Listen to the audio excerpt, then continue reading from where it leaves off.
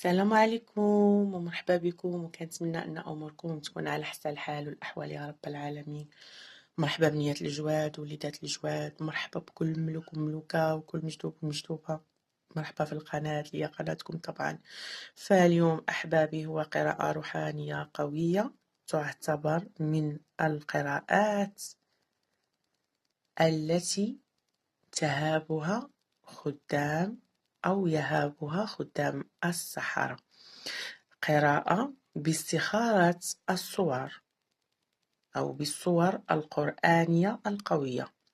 سوف تكون القراءة على حسب اختياركم للصورة، والقراءة التي سوف أقرأها على روحانيات المصحف الكريم، سورة العنكبوت وسورة النمل. اختاروا أحبابي بالصورة التي تقرؤونها أو الصورة التي سوف تثيركم وتحبوا أنكم تعرفوا طاقتكم وروحانياتكم ورفقتكم العلوية على حسب القراءة. اللهم صل وسلم على سيدنا محمد وعلى آله وأصحابه أجمعين، كما صليت وباركت على سيدنا إبراهيم إنك حميد مجيد. لا إله إلا الله ولا حول ولا قوة إلا بالله. القراءة الأولى سوف تكون بسورة العنكبوت، والقراءة الثانية سوف تكون بسورة النمل. لا إله إلا الله ولا حول ولا قوة إلا بالله العلي العظيم. اللهم صل وسلم على سيدنا وحبيبنا وشفيعنا يوم القيامة. لا إله إلا الله ولا حول ولا قوة إلا بالله العلي العظيم. اللهم صل وسلم على سيدنا محمد وعلى آله وصحبه أجمعين. أحبابي اللي اختاروا هذه القراءة، سوف أقرأ بروحانيات وطاقات المصحف الكريم. لا إله إلا الله ولا حول ولا قوة إلا بالله العلي العظيم. لا إله إلا الله ولا حول ولا قوة إلا بالله العلي العظيم. اللهم صل وسلم على سيدنا محمد وعلى آله وصحبه أجمعين. ربطوا طاقتكم أحبابي بطاقتي. الناس اللي اختاروا سورة العنكبوت، أول حاجة كتستحضر عندي في الطاقة الروحانيات أنكم واخا كتكنسوا الدار، واخا كتنقيو الدار، ضروري كتلقاو خيوط العنكبوت عندكم في الدخلة ديال الباب ديالكم.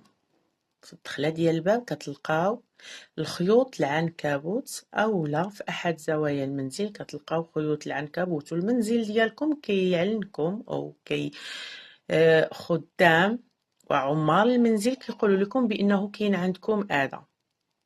نتوما اللي اختاريتو صورة العنكبوت عالجتو راسكم مرارا وتكرارا، عالجتو راسكم مرارا وتكرارا على طريق الناس الروحانيين، وتشمتو وتسرقتو على طريق أو على هذا الطريق، وخصوصا انكم الجسم ديالكم ما كيشدش فيه التحصين، لان عندي الناس اللي اختاروا هذه المجموعه اجاويدهم وروحانياتهم بعض المرات ما كيبغيوهمش انهم يديروا التحصين. علاش؟ لان الاجاويد اللي عندكم طاقه مفتوحه او روحانياتكم طاقه مفتوحه، وخصوصا ان عندكم ناس او عندي الناس اللي اختارت صوره العنكبوت من نوع او من ناس اللي الزهرية ديالهم ما كتوالمش مع التحصين وما كتوالمش مع القبول.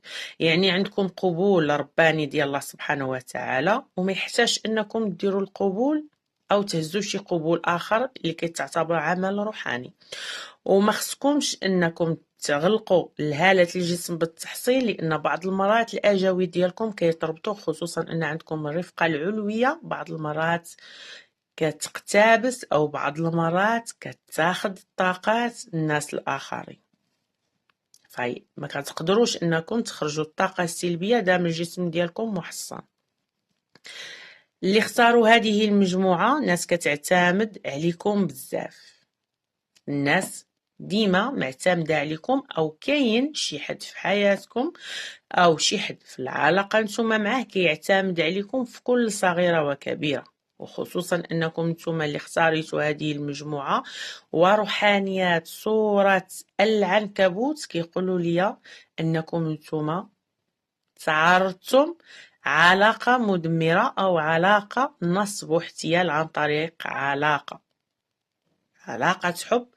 إنسان اللي تقريبا كان وجه في بداية العلاقة وعطى وجه آخر عند انتهاء العلاقة، خصوصا أن هذا الشخص دازت ما بينكم وما بينه علاقة حميمية أو علاقة جنسية، استنفد طاقتكم وكانت ما بينكم وما بينه معاشرة وحدث ما بينكم وما بينه حمل وتم الإنزال أو لا تم الإسقاط. اللي اختاروا هذه المجموعة وانتم ساكتين على الشيء اللي عندكم بدون أنكم تبوحوا الناس الآخرين أو الأقرباء ديالكم. الشخص خداكم أو كما تنقولوا كلاكم اللحم وبغى يرميكم عظم وبغى يشوف حياته الأخرى. اللي اختاروا هذه المجموعة أكثر طاقة كتطلع عندي هي طاقات العلاقات الصعبة أو العلاقات السامة، هي اللي دمرات الحياة ديالكم، لأن الطاقة اللي وصلتني ما كاينش اللي دمركم أو ما كاينش اللي هزمكم أو ما كاينش اللي أثر عليكم قد من العلاقة السامة أو العلاقة المدمرة اللي كانت عندكم في حياتكم، خلات عندكم واحد الشرخ اللي ما قدرتوش انكم تعالجوا نفسكم منه. المحنة ديالكم اللي كتعيشوا سببها المحنة القلب، لأن عندي محنة ومحنة، كيكتبوا لي رجال الله محنة ومحنة. السبب المحنة اللي نتم فيها هي محنة القلب ديالكم، تتعاطفوا مع الناس رغم أنهم ناس اللي ماشي في المستوى، كتضامنوا مع الناس رغم أن الناس حاوية القمامة ما تقدرش أنها تقبل عليهم.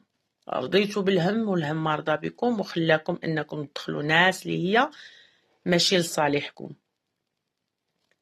كتحبوا وكتعلقوا بسرعة رغم أن حلفتوا أن ما تعاودش الدار بكم، حلفتوا على أساس أنكم ما تعاودوش تضروا في العلاقات أو لما تعاودوش تربيوا الكبدة إن صح التعبير. بكيتوا حتى نشوفوا دموعكم وحاولتوا أنكم تشوفوا مصلحتكم وتقصحوا قلبكم. نتوما اللي اختاريتوا هذه المجموعة عاطفيين ماشي سياسيين، كتعاطفوا وما كتعرفوش تاخدوا حياتكم بسلاسة أو بسياسة. ضروري أنكم تعملوا شي سياسة في حياتكم باش تقدروا تعيشوا، لأن اللي اختاروا هذه المجموعة الناس اللي في محيطكم تابعوا سياسة اليهود، كيشوفوا بعيد وفي داك البعد اللي كيشوفوا من ضمنه ان المصلحة ديالهم معكم نتوما، عندكم خير للقدام وحاليا نتوما واقفين على شي حاجة باغين تعملوها او شي حاجة باغين تكبروها، شي امور معرقلاكم وحابين انكم تدخلوا لطاقة الفعل تشوفوا واش هادشي اللي نتوما ناويين عليه او مدمرين عليه نيتكم واش فيه الخير لكم. النفخة هي اللي كديرها لكم. نتوما اللي اختاريتوا هذه المجموعة وصورة العنكبوت، إلا حيدتوا غير ديك شوية غير القليل من عزة النفس غادي تقدروا تعيشوا. الكرامة ديالكم فوق كل اعتبار والنفخة ديالكم شادة لكم في النيف. بعض المرات كتلقاو شي حاجة فيها مصلحة لكم ولكن على أنكم تحنيو الراس ما كتقدوش. حاولوا تعملوا سياسة في حياتكم باش توصلوا لهدفكم، لأن نتوما والهدف ما بينكم وما بينه قليل، دوزتوا الكثير وما بقى لكم غير القليل، لأن إلا جيتوا تشوفوا أو تنظروا للوراء غادي تلقاو واحد سنوات دوزتوا ديال الحبسة والخنقة اللي ما علم بها غير الله سبحانه وتعالى والمخدة ديالكم، لأن عندي الناس اللي في هاد الطاقة بكاو بزاف، عندي ناس اللي في هاد الطاقة عانوا بزاف، عندي ناس اللي في هاد الطاقة حطوا راسهم في الليل وبكاو ومسحوا دموعهم ونشفوا دموعهم حتى لقيتو عينيكم ما بقاش كتقدر تدمع من كثرة الصدمات اللي توالات عليكم. قلبكم قصح حتى ولو بعض المرات كتكونوا في جنائز وما كتقدروش تبكيو او عينيكم ما تيقدروش يدمعوا، لان بحال كنقولوا الكبده قصحت، ماشي على اساس نتوما خيابيتو، ولكن تجربه ورا تجربه وفشل ورا فشل بنادم كيتعلم وتيقصح، وانتوما تعلمتوا وقصحيتوا ووليتوا عارفين راسكم فين غاديين ومصلحتكم مع من كاينه. ومن بين المصالح اللي عندكم هي انكم تقويوا راسكم وتوقفوا على عتبة النجاح. وعندي عتبة النجاح قريبة مقربة اللي عندي في هاد الطاقة، خصوصا ان عندي مرة اللي متزوجة هنايا، ومن بين عتبة النجاح انها باغا تفصل طاقتها على الشريك باش تبدا حياتها. لان من بين الناس اللي خصكم اولا من بين الناس اللي كتشوفي انك تقدري تحيديهم من حياتك باش تزيدي للقدام هي الزوج او الشريك. هو سبب التعاسة ديالكم وسبب المحنة ديالكم، خصوصا انه بالنسبة لكم كيشكل عارض في الدار. وديما نتوما تتسائلوا كتقولوا واش هو معانا ولا مع غانا، واش معانا ولا ضدنا. كتحسوا بطاقته فيها حسد، طاقته فيها عين خبيثة، كتحسوا بانه حاسدكم في كل صغيرة وكبيرة، كيحسدكم حتى في تعاملكم مع ولادكم، كيحسدكم حتى في تعاملكم مع الناس، كيشوفكم على انكم عندكم قبول عليه، كيبغي يضغط عليكم ويخليكم من وراه ويحسسكم انكم اقل. وبعض المرات كينتبه لكم في كل صغيرة وكبيرة من اجل انه يتنمر على طريقتكم.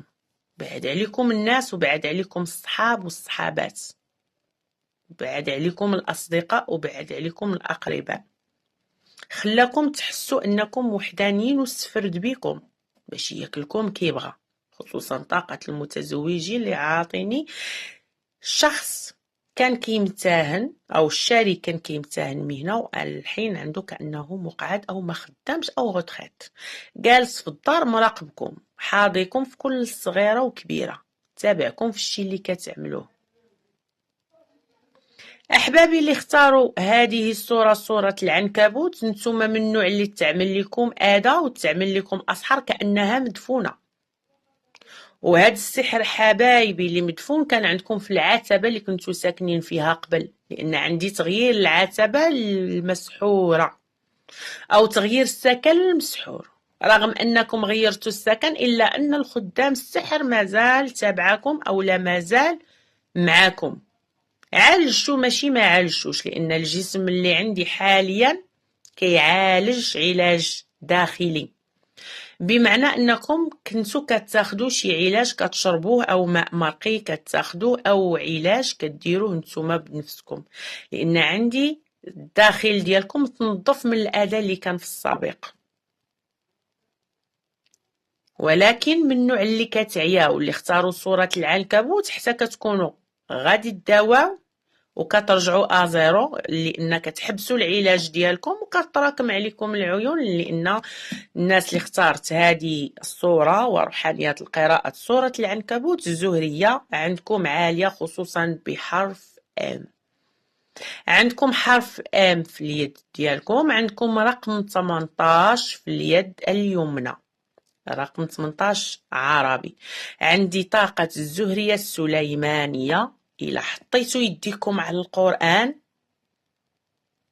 وقريتو شي صورة على ماء مرقي ويديكم على القرآن، فعرفوا أن الطاقات الروحانيات غتقدر أنها تنظف لكم الذات الداخلية. عايشين وسط المنافقين وربي سبحانه وتعالى عاميهم عليكم، راه قد ما كادوا لكم راه ما كيوصلكم الا الضعف اولا القليل من الشيء اللي هما باغيين يرصدوه لكم.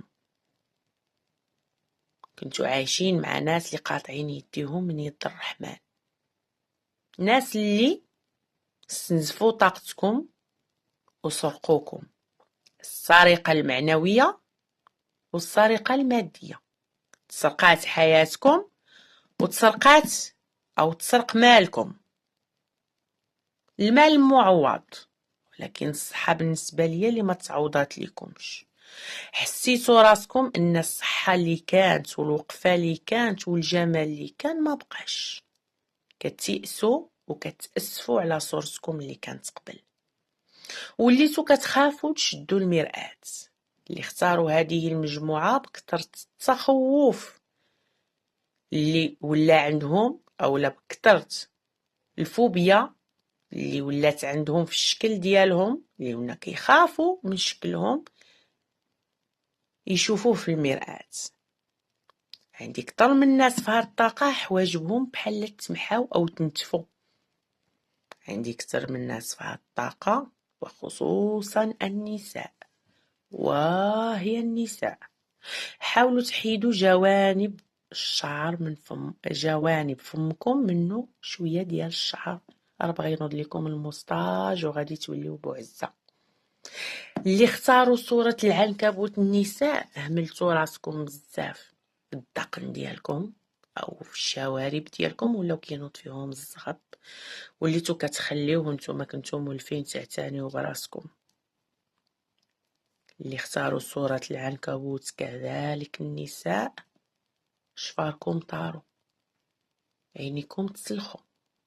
الشوفة ديال عينيكم كتبين على أنكم فيكم لي فاتيك والعيا، حزينين. العيون ديالكم فيها حزن عميق. بعض المرات كتضحكوا، ولكن سبحان الله ديك الضحكة اللي غتخرج من الأعماق ما طلعاش. صلوا واستغفروا أحبابي كأنها فتوح ديال رجال الله. مشطونين وحاسين راسكم موقوفين، كتحسوا راسكم مربوطين، والربطة اللي عندكم زغبية، لأن الربطة اللي عندكم من دمكم، دراسكم وأداتكم.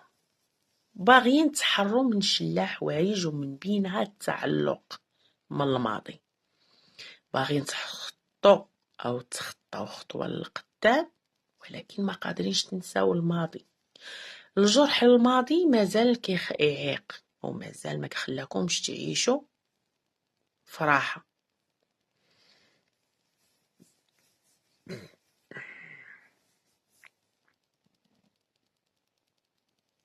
أحبابي اللي اختاروا صورة العنكبوت، الصلاة هي اللي غادي تنفعكم، والصلاة هي اللي غادي تحميكم. وقد ما تقربتوا الله سبحانه وتعالى، قد ما كيكون عندكم الصفاء الداخلي والراحة النفسية. لأن اللي اختاروا هذه المجموعة عندي محبسين على الصلاة أو معرضين على الصلاة أو متوقفين على الصلاة في بالكم وشاغلة بالكم وحابين تصليو، ولكن قاطعين. كتقولوا أنه وصلنا للسين اللي خاصنا نشدو طريق المستقيم، ولكن الصلاة راه العوارض محبسينها عليكم.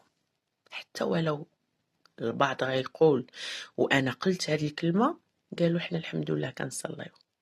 الصلاة كتصليوها بعض المرات بتهوى مرفوع الراس، كتجيو حتى العصر وكتعياو وتصدقوا خلينو مع المغرب.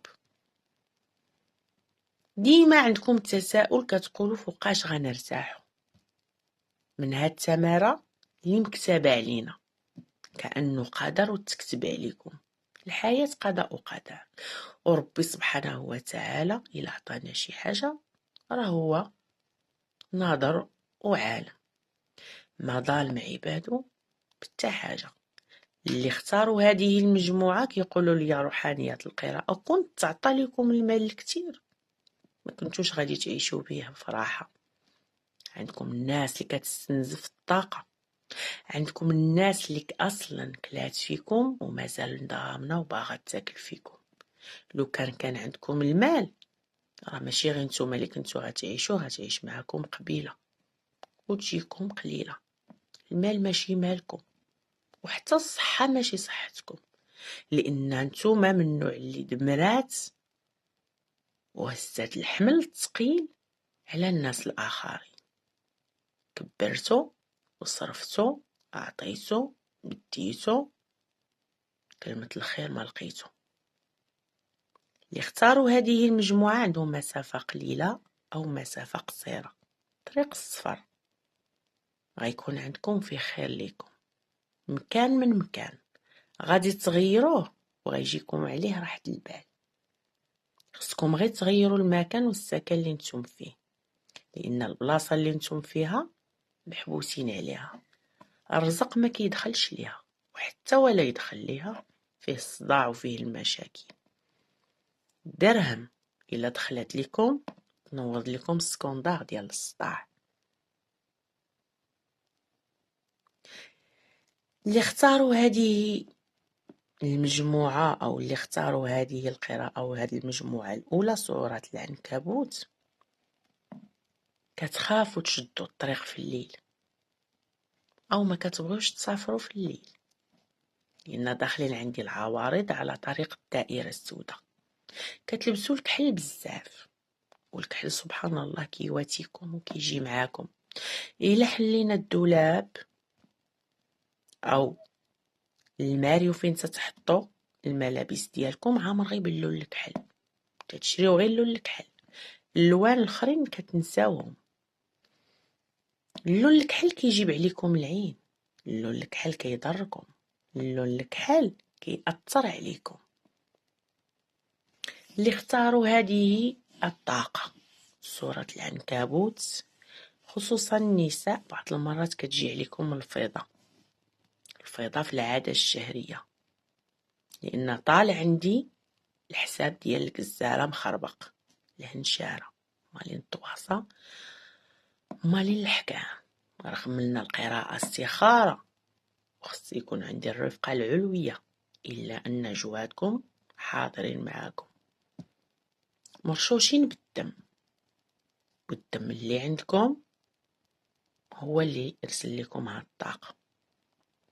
دمكم غدار، ما كيرحم ما كيعطي اتقار، لأن اللي اختاروا هذه المجموعة واحد في دمه قريب ليه، شقيق أو لاخوه من باه، خدا ليه شي رزق، واقفين على باب المحكمة ولا على طريق المحكمة، طالبين الله أنه يجيب الفرج وتشدوا الحق ديالكم، طالبين الله أنه ينصركم ويغلبكم عليه. الشي اللي ماشي ديالو كبر كرشو عليها، خدا لكم الحق ومازال مول الحق يعطي الحق. اللي اختاروا هذه الصورة سورة العنكبوت، روحانيات القراءة كيقولوا لي يا أحبابي إنكم نتوما تضربتوا بالدم، شي حاجة تخدات لكم على طريق الدم، يا تخدات لكم خرقة النفاس، يا نتوما فتو خسرتو وتخدات لكم، يعني خسر لكم بنادم وتخدات لكم الدم ديالكم، لأن عندي شي حاجة مأخوذة على طريق الدم النجاسة وتخدم لكم فيها سحر الكراهية، نفور مع الناس، تباعد مع الناس، حتى بعض المرات همكم اللي معاكم تنوض الصداع معاكم، متقبلش هضرتكم حارة، صعيب بنادم يتقبلها، ديما كيحسابوكم كتجبدوا الصداع او لا باغيين الصداع، او لا كثير من الناس اللي في هاد الطاقه كيقولوا لكم سكتوا، راه كلامكم كيبين على انكم باغيين تدابزوا، نتوما نفسكم حاره وما كترضاوش بنادم يدق عليكم، اللي يدق عليكم تفتحوا الباب وتجاوبوه. اللي اختاروا هذه الطاقه وروحانيه سوره العنكبوت، نتوما من النوع اللي ما كتبغيوش تغامروا وتخاطروا، ديما عندكم تردد وديما عندكم خوف من المستقبل،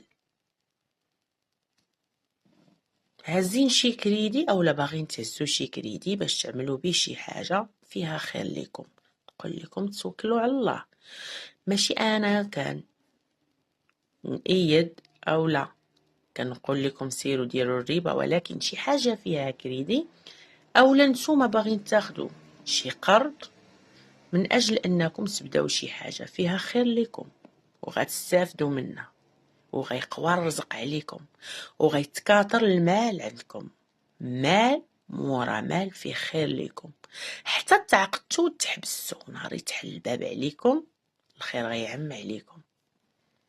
اللي اختاروا هذه المجموعة والقراءة الأولى، العين عليكم في المال وفي العمل، وكتجيبوها رغم ذلك من فم السبع، ومعتمدين على راسكم ماشي عاد من زمان. نعطيكم اللي اختاروا صورة العنكبوت تعظيم سلام. علاش؟ لأن الطاقة اللي عطاوني رجال الله كيقولوا لي أنكم ولاد الشرفة الحرار، ولاد الشرفة، ولاد الطابع الرباني.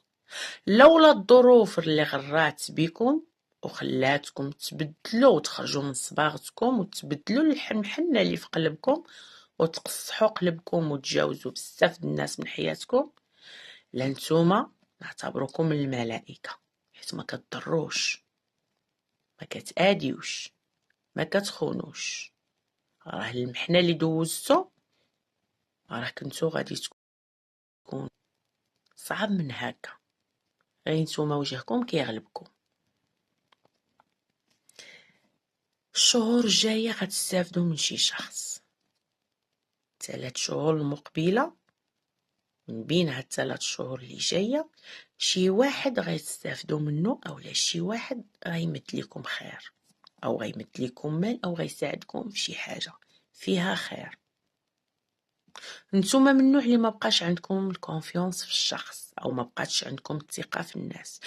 اي واحد يهضر معاكم باللطافة الا وكيبقى راسكم يضركم وعقلكم يدي ويجيب، تقولوا هذا طامع في شي حاجة اولا باغي ينصب لينا شي نصب. من كثرة الضربات والصدامات اللي وقعات لكم في الدم اللي قريب لكم، ما بقيتوش كتثقوا في حتى شي شخص. الوجوه جديدة اللي عندكم للقدام فيها خير، وحتى شي انسان اللي يجيكم للقدام ومعرفة جديدة ما غيقدر يضركم قد ما نتوما ما كتعاودوش على حياتكم. اصلا اللي اختاروا هذه المجموعة تعلموا وتخطاو بزاف د الحوايج في حياتهم، من بينها انكم ما بقيتوش كتعاودوا سركم. علاش؟ لان سركم خرج، ولا داك السر ضريتو تغدرتو. دابا التزمتوا حدودكم وقويتوا راسكم وقويتوا روحانياتكم، وليتو كتحطوا رجليكم وعارفين فين كتحطوها. عندكم شي علاقة قديمة راجعة، او شي علاقة منسية غادي ترجع وغتعاود تبان. شي واحد كان في الماضي كيراقبكم ويعينو فيكم وباغي يرجع معاكم ويعاود يوطد العلاقة بكم في خير، خصوصا العزاب اللي ما عمر ما يدو او ما مدو يديهم للحنة. اما المطلقة حذاري من علاقة دازت في حياتك، انسان باغي يرجع ليك فقط من اجل النهب والسرقة او شي حاجة باغي ياكلها عندك. عزاب علاقة عائدة فيها خير، كأنه غادي تحيو العلاقة الماضية وغتوضدوها وغيكون فيها خير لكم وغتكون فيها علام الفرح إن شاء الله. بالطاقة ديال علام الفرح أحبابي غنختم القراءة. الناس اللي اختاروا هذه المجموعة حاولوا تعرفوني بأول حرف من اسمكم، الناس اللي دخلت جديدة والناس اللي ديجا عندي كنقول لكم كنحبكم كنموت عليكم. بارطاجيو الفيديو اللي عجبكم طبعا، وننتقلوا الناس اللي اختارت سورة النمل. ودابا غنتقلوا الناس اللي اختارت أحبابي سورة النمل.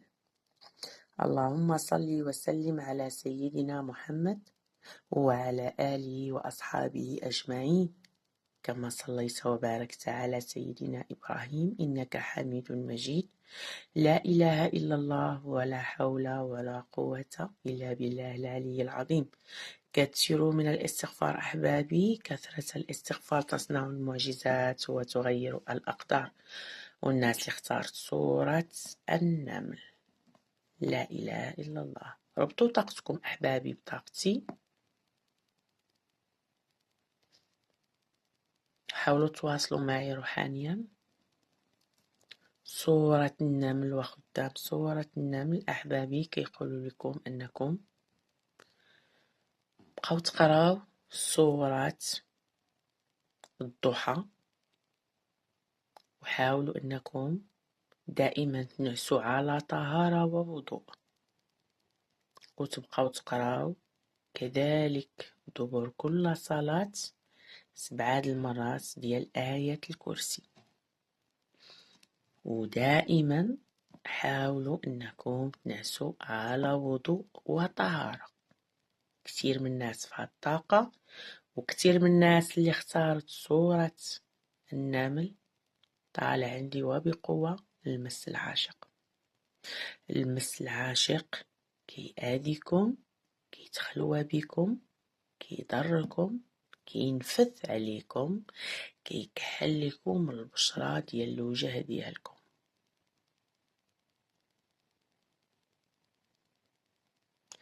اللي اختاروا صورة النمل سبحان الله حاسة سادسة عالية، حدس قوي. أي واحد ما كيبغيكمش، أي واحد كيحقد عليكم، أي واحد باغي يتربص بكم إلا وكتحيقوا به في الدقيقة 90. منكم سرعة البديهة، من النوع اللي عندكم واحد بعد النظر.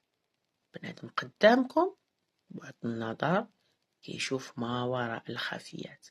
كتعرفوا الإنسان شنو ناوي وعلاش كيفكر، من طريقته تعرفوا الإنسان شنو فيه. سبحان الله، كان عليكم تخدموا في المخابرات أو تخدموا بلباس زي العسكري. نتوما من النوع اللي سبحان الله حتى في المشية ديالكم، حتى في الخطوة ديالكم كتمشيو بانضباط بحال العسكر، كتشوفوا لا يمين لا يسار. من النوع اللي منضبطين في علاقتكم مع الناس، في التوقيت ديالكم مع الناس، وحتى في تعاملكم في داخل البيت. كل شيء كتبغيوه يكون منضبط، وكل شيء كتبغيوه يكون على حق وطريقه. الحاجة المزروبة ما كتعجبكمش، كتريتو وكتمهلوا، ومن النوع اللي ما كتسرعوش لا في الافكار لا في الخطوات لا حتى في اي حاجه في حياتكم. من النوع اللي كتضربوا تخميمه وتخميمه وتفكروا في بزاف د الامور قبل ما تحطوا رجليكم على الحاجه. اللي اختاروا هذه المجموعه روحانيين وحدس قوي وطاقه عاليه سبحان الله ديال الاجاويد عندكم، ومن النوع اللي كتشد فيكم العين بكثره، من النوع اللي كتضروا على طريق العين وما كتقدوش على العين.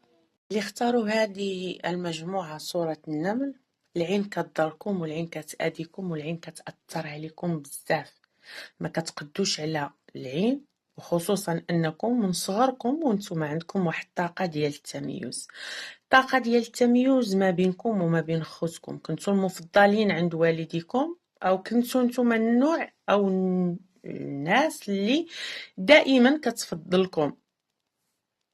واصلا اللي اختاروا صورة النمل هذه المجموعة كنتو كتباهاو بالشكل ديالكم. سبحان من خلقكم وحسن خلقكم. كانت عندكم او كان عندكم وما زال، لان عندي لحد الساعة ناس اللي سبحان الله عندهم كاريزما وحضور قوي، طاقات روحانيات عالية، حدس قوي، ولاد وبنات رجال الله اللي عندهم الأجوي ديالهم بالطبع مطبوعين معاهم في أينما حلوا وارتحلوا، كتحسوا بجوادكم معاكم وانتم دائما في حماهم، وكتقولوا ان لولا على لسانكم كيقولوا لي رجال الله، كتقولوا لولا الجواد اللي عندنا لا شلنا في حياتنا، لأن جوادكم هازين الطق عليكم وعندكم خير القدام، ومازال عندكم رفعة في شي حاجة كتحطوا أو كتعملوها أو باغين ديروها. شي حاجة أحبابي ناويين ديروها على طريق العمل فيها خير، غترفعكم درجات. عندي رفعة عن طريق العمل، شي حاجة غتكون عندكم أو منصب غيكون عندكم على طريق العمل، غتزيدوا رتبة، خصوصا أن اللي اختاروا هذه المجموعة الناس اللي كتعاون الناس الآخرين، أو الناس اللي كتفيد الناس الآخرين، لأن عندي دعوات عن ظهر غيب. كتخدموا على طريق العمل اللي فيه خير وكيتذكر بالخير. يا نتوما كتلبسوا طابلية بيضاء واش نتوما ممرضين أولا كتعالجوا الناس، أو نتوما كتقريو الناس، لأن عندي شي حاجة فيها معرفة، شي حاجة فيها معاونة، شي حاجة فيها فائدة للناس الآخرين، وعلى طريقها كتشدوا الراتب ديالكم أو الخلصة ديالكم. من نوع أو نتوما من نوع اللي كتعاونوا ولكن ميمطو كتستافدوا. عندكم خير القدام ورضا الوالدين من جياكم من مكائد الشيطان.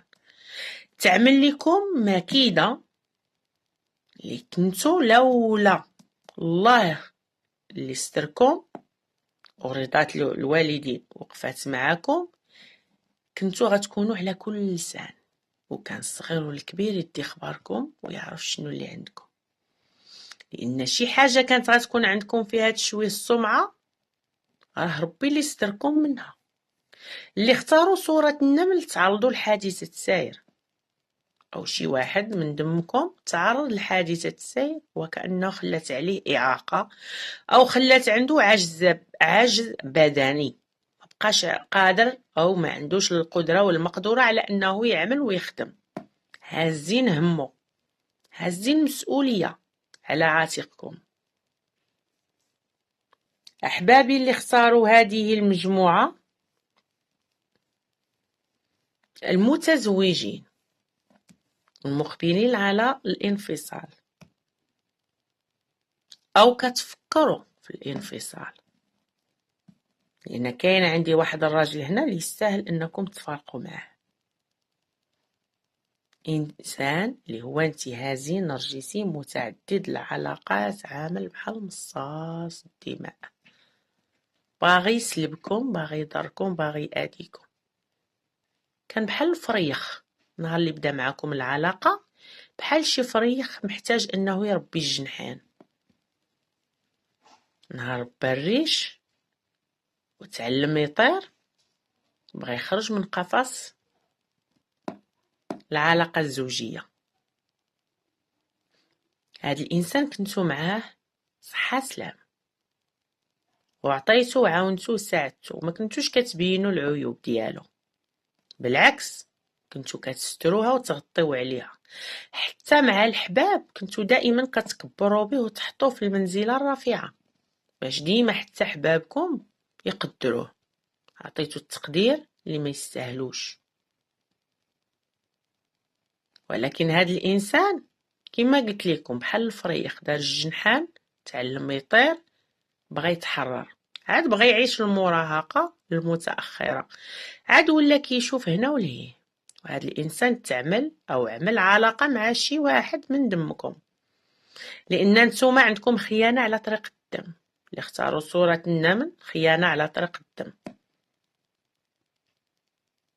حالفين ما تعيدوا العلاقة أو حالفين أنكم تحبسوا وتوقفوا هاد العلاقة، خصوصا أن عندي تضارب هنا. عندي شي ناس اللي خرجوا من هاد العلاقة وحلفوا ما يرجعوا ليهاش،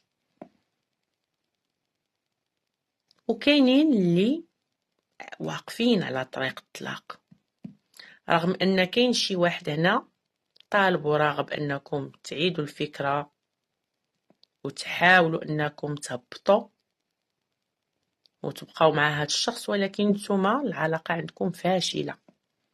هاد العلاقة من كل وجهات قريتوها لقيتوها ماشي لصالحكم. الشخص اللي كان معاكم في حياتكم حطم أحلامكم أمانيكم، نتوما في طريق هو في طريق، نتوما باغيين تزيدوا للقدام هو كيشوف غير في بلاصتو، نتوما باغيين تعيشوا وهو شحيح وزقرا،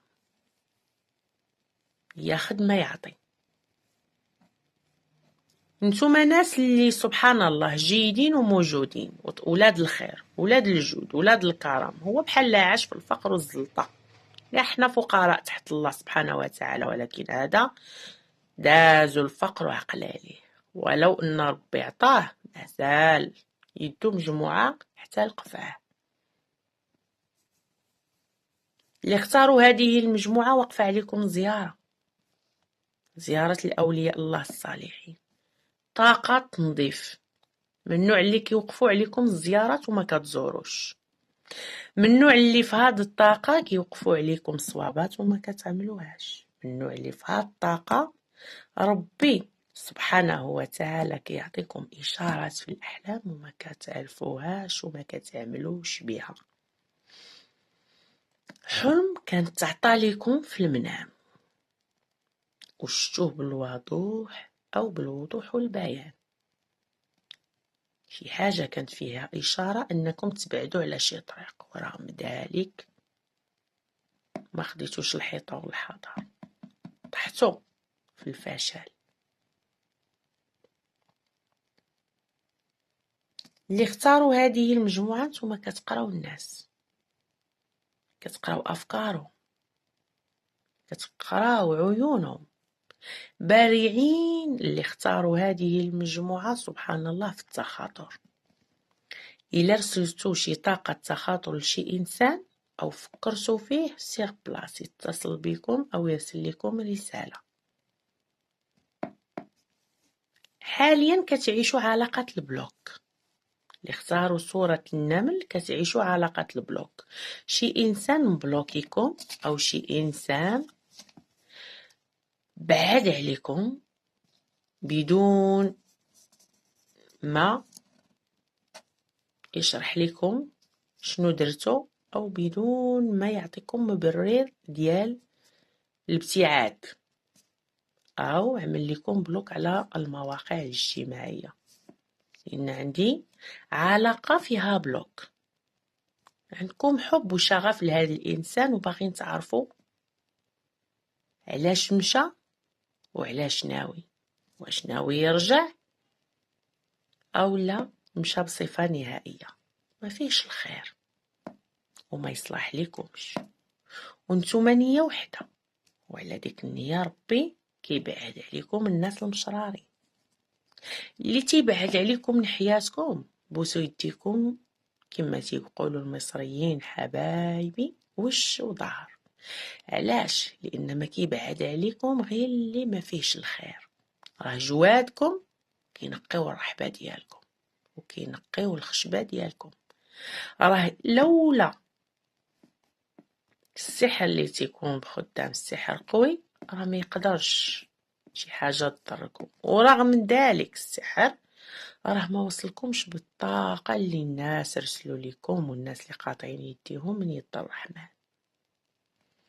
احبابي واصحاب صوره النمل، قد ما كتقويو طاقتكم وعزيمتكم ويقينكم وقوتكم وصلابتكم في الحياة قد ما كتخطاو الصعاب. لأن طالع عندي أن ضروري تنظفوا طاقتكم، وضروري أنكم تبقاو تقراو سورة الضحى. الضحى أحبابي كتقوي هالة الجسم، الأبراج المائية والأبراج الهوائية داخلة عندي وبقوة. اللي اختاروا هذه المجموعة رفقة علوية تسلم الله ورجال الله المحمدية. وعندي الناس اللي من محمدية كيسمعوني دام أنني ذكرتها. زهرية محمدية حرف الآم، وعندي رفقة العلوية كذلك. بعض الناس كيشوفوا اسم عبد الله، بعض الناس كيشوفوا اسم عبد الصمد، أو هذا الاسم أساسا عندكم في حياتكم.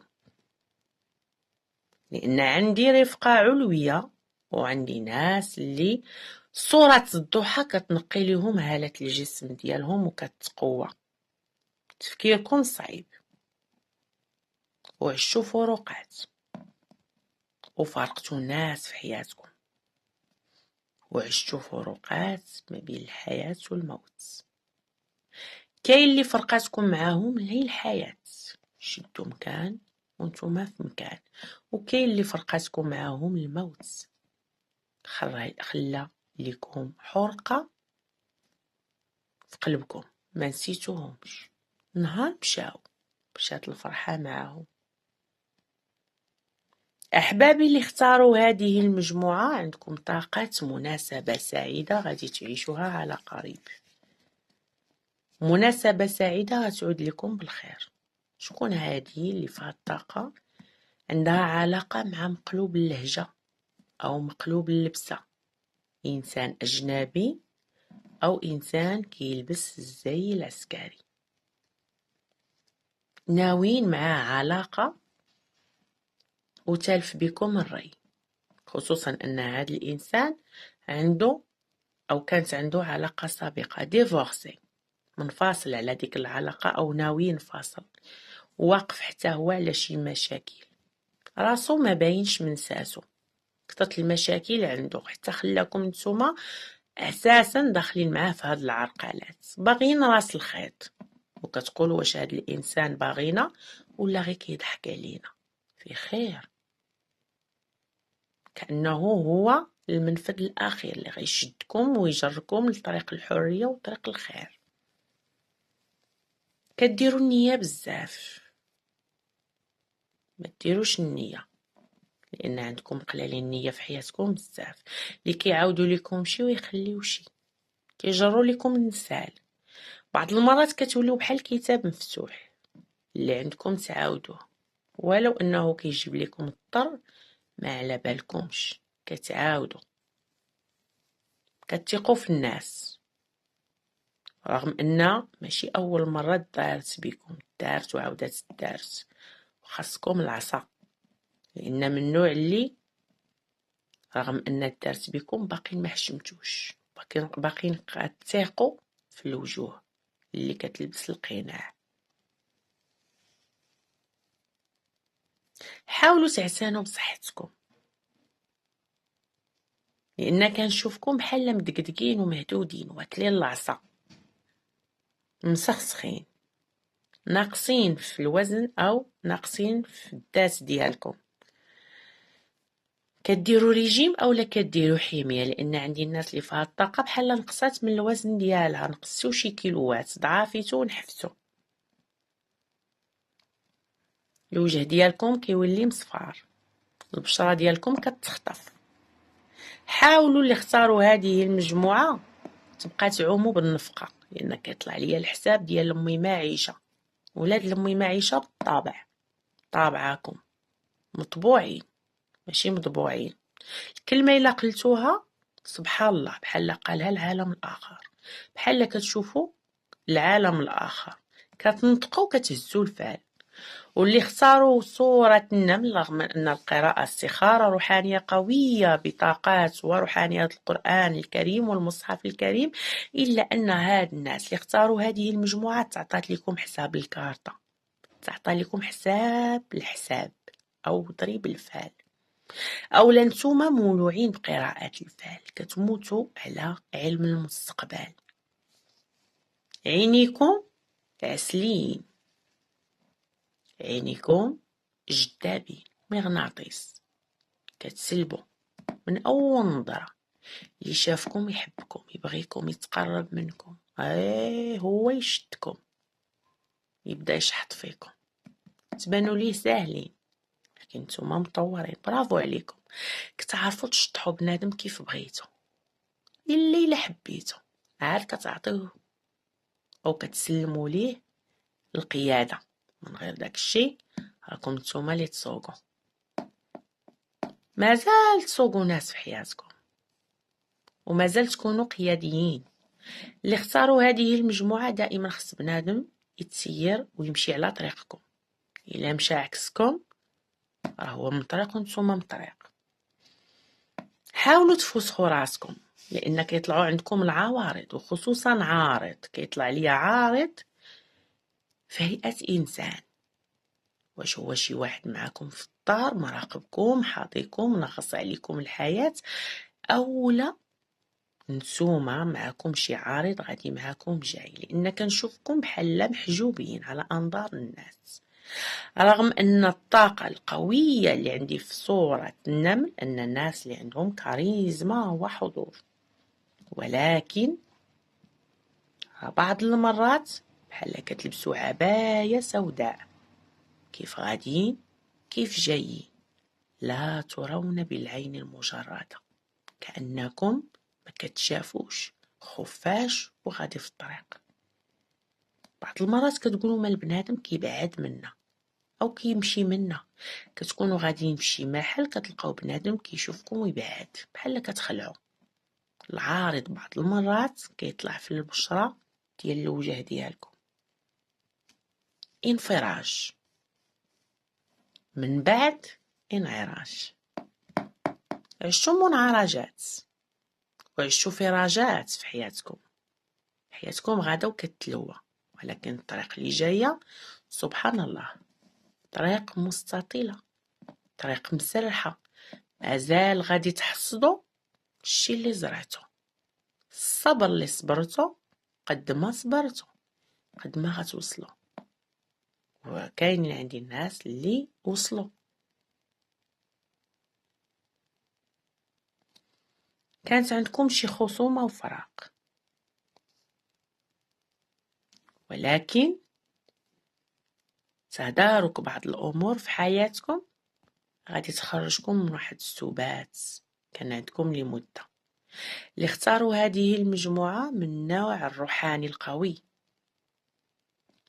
الناس اللي كتخاف الله، والناس اللي عندها يقين بأن الله سبحانه وتعالى غيحقق عدالته.